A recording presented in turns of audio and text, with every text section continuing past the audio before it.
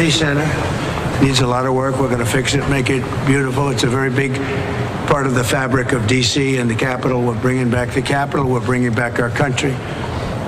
But while we're here, I thought it would be appropriate. We are tomorrow announcing and giving all of the Kennedy files. So people have been waiting for decades for this. And I've instructed my people that are responsible, lots of different people, put together by Tulsi Gabbard. And that's going to be released tomorrow. We have a tremendous amount of paper. You've got a lot of reading. I don't believe we're going to redact anything. I said, just don't redact. You can't redact. But we're going to be releasing the JFK files, and that would be tomorrow. Do you have anything else to add to that, Carolyn? So that's a big announcement. They've been waiting for that for decades. And I said during the campaign I'd do it, and I'm a man of my word. So tomorrow you have the JFK files. What time will they be released? Tomorrow afternoon. Okay. Have you seen what's in the files? Have you read them? I've heard about them. Was there Anything interesting? It's going to be very interesting. Was there an executive summary supplied to you as president? No, I'm not doing summaries. You'll write your own summaries. It's many pages. Is it 80,000 pages? Approximately 80,000 pages. So it's a lot of stuff. And you'll make your own determination.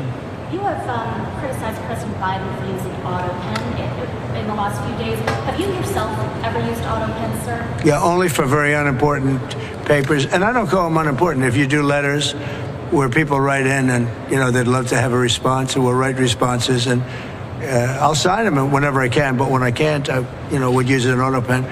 But to use them for what they've used them for is terrible. Yes, sir. And when you signed the CR, Who are you with? Sir, I'm with NBC News. Oh, that's the same one. I don't want to talk to NBC anymore. I think you're so discredited. Mr. President, when most people think of the Kennedy Center, they think of the Kennedy Center Honors. Takes place in December every year. Is that something that you anticipate hosting at the White House? And what do you think that We're going to have honors. We're going to have, I think it's going to be a much bigger show than it has been in the past. It got tired, very boring, very radical left. Unless you were a radical left, it just seemed that nobody was chosen. There are a lot of people out there that can get the honors, and we're going to do it. I think we'll have a very big show. It's going to be a very big show. We have some surprises on that show, some big surprises, but I think it has a chance to be a very big show.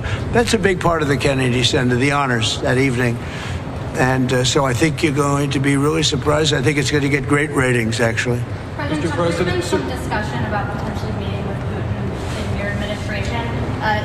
If there is a peace deal signed, would you be open to inviting Putin to the White House? Well, I don't want to really even discuss it. I've got to get the deal signed.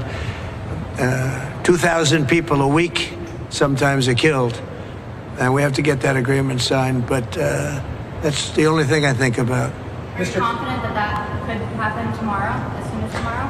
We're going to have a very important call. We've had calls, but we're getting down to a very critical stage. And we want to get the whole Russia-Ukraine thing done. And I think Ukraine wants it. I know they want it. Everybody wants it.